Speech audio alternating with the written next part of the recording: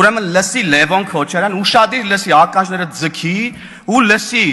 այդ որ գալիս է այդտեղ ծեծերից ես խոսում սրան այսպես քաշ քշեցին ինձ մեքենայի մեջ վայ քաշ քշեցին թևերս ցաված եւ այլն կգնաս հորդ կհարցնես այդ ոնց էր ելնում որ մարդկանց զուգանում ծեծում էին ու էլ զուգանից դուրս չէին գալի կգնաս հորդ կհարցնես ոնց էին մարտի 1-ին դիմահարկարակով մարդկանց սպանում փողոցներում կգնաս հորդ կհարցնես ոնց է Հայաստանում տեղի ունեցել հոկտեմբերի 27 կգնաս հորդ կհարցնես ոնց էր Մեղրին փորձում փոխանակել Ղարաբաղի հետ կգնաս հորդ կհարցնես ոնց էր ցեղասպանության հարցը սակարկում Թուրքիայի հետ հարաբերությունների ժամանակ կգնաս հորդ կհարցնես թե քո մանկության տարիքին ձեզ ինչ էին ասում